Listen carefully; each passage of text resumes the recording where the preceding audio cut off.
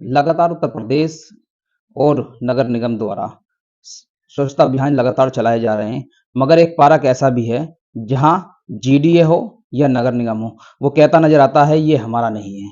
आखिर कौन है उसका और कैसे होगा उसका उद्धार?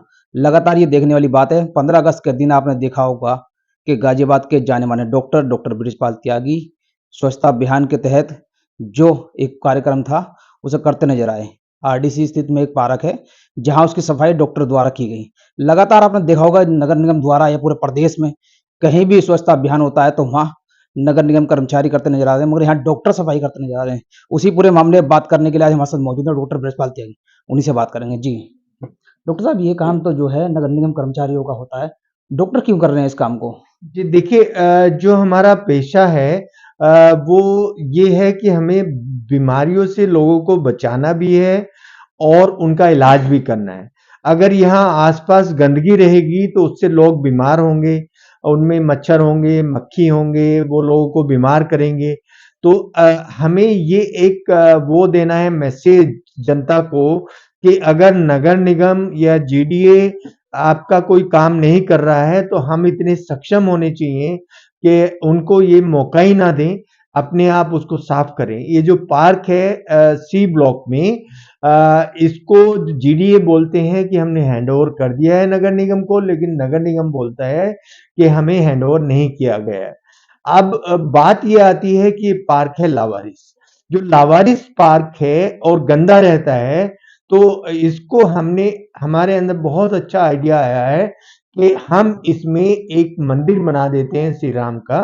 और जो मंदिर बनेगा और यहाँ थोड़ी पूजा अर्चना होगी तो फिर पार्क की सफाई भी अच्छी रहेगी और एक थोड़ा सा अस्पताल के पास पॉजिटिव एनवायरनमेंट भी बन जाएगा।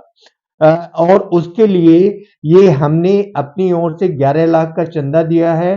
मैं ही भिक्षा मांगूंगा और जितना भी ये चंदा इकट्ठा होगा उसके कंस्ट्रक्शन में लगाया जाएगा।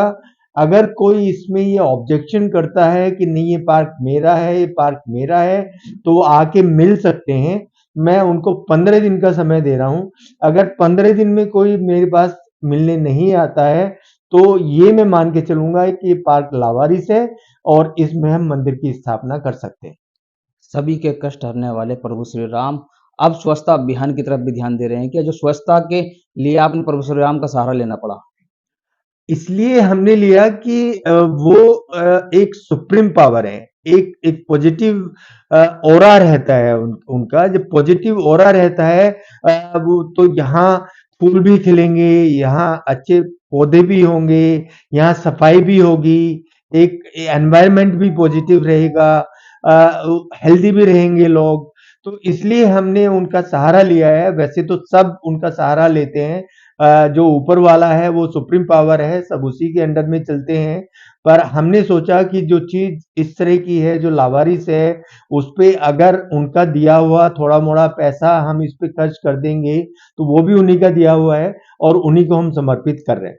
अयोध्या में 22 जनवरी को रामलला विराजमान होंगे, मगर उससे पहले ही डॉक्टर बीपी त्यागी ने एक बड़ी घोषणा कर दी है कि गाजियाबाद में भी रामलला जो स्वच्छता को दिखाई देंगे और स्वच्छता जहां नहीं होगी वहां रामलला नजर आएंगे। साफ तौर पर डॉक्टर बीपी त्यागी यही कह रहे हैं। जी किस तरीके से देखते हैं, क्योंकि 22 जनवरी को अयोध्या में जो है रामलला विराजमान होंगे, उससे पहले ही आपने घोषणा कर दी है। नहीं, हमने तो 15 दिन का टाइम दिया है।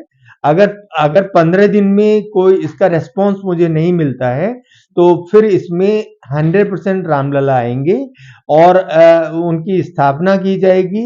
उससे पहले हवन, कीर्तन, भंडारा सब कुछ होगा और इसके लिए मैं खुद भिक्षा मांगूंगा जगह जगह जाकर और इस मंदिर को बनाऊंगा। डॉक्टर साहब, किस तरीके से आप देख रहे हैं कि वो लगातार जो है स्वच्छता अभियान चलाए जा रहे हैं, मगर जो ऐसे लावारिस पार्क जैसा आपने बताया इसे कि लावारिस पार्क है, इसका कोई वारिस नहीं है, तो क्या इनके अलावा भी जो पार्क होंगे, आरडीसी के अलावा जो पार्क होंगे, उन पे भी आप काम करेंगे? मैं उन पे काम करूँगा। जो लावारिस पार्क होंगे उसमें हम उस एरिया में डिस्पेंसरीज बनवाएंगे। जो ये केजरीवाल जी ने मोहल्ला क्लिनिक का कंसेप्ट दिल्ली में शुरू किया है, उसको गाजियाबाद में शुरू किया जाएगा। मोहल्ला क्लिनिक बनेंगे, वहाँ एक डॉक्टर रखे जाएंगे, दवाई का डिस्ट्रीब्यूशन किया जाएगा, जो हमारे जितने भी वहाँ पर पेशेंट आएँगे, हर तरह के मरीज़ उनको देखा जाएगा। ये पार्क हमें ढूँढने पड़ेंगे, कितने पार्क लावारिस हैं और सब में मोहल्ला क्लिनिक बना दिए जाएँगे। डॉक्टर साहब, हर सीएनटी हॉस्पिटल की तरफ से ये कार्य होंगे या राष्ट्रवादी जनता सत्ता दल की तरफ से ये कार्य किए जाएँगे?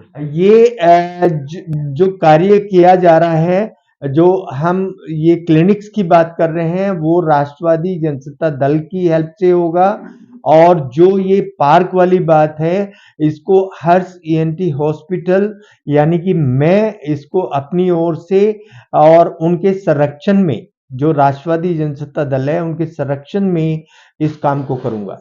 किस तरीके से देखते हैं पूरे मामले को और क्या जनता से गाज़ियाबाद की अपील करना चाहेंगे? मैं यही अपील करता हूँ जनता से कि जो इस तरह के जितने भी पार्क पड़े हैं, जिनमें सफाई नहीं हो रही है, उनमें एक ही रास्ता है सफाई करने का, या तो उनमें प्लेग्राउंड बनाइए या उनमें इस तरह की कुछ मंदिर की या एजुकेशनल इंस्टीट्यूट की या जो ये क्लिनिक्स हैं, इनकी स्थापना कीजिए। तो इससे बढ़िया और कुछ नहीं होगा, उसकी सफाई भी होगी और ये जो कार्य है, हमारी जो गवर्नमेंट कर नहीं पा रही है, वो हम अच्छे से कर पाएँगे, एजुकेशन भी अच्छे से हो पाएगा, हेल्थ पे अच्छे से ध्यान दिया जाएगा, सबको स्वास्थ्य मिलेगा, सब हेल्दी रहेंगे और एक पूरे एनवायरनमेंट में पॉजिटिव एनर्जी रहेगी। ये थे हमारे साथ डॉक्टर बृजपाल तिर्की, जिनके साफ तौर पर कहना है कि नगर निगम और जीडीए सावधान हो जाए।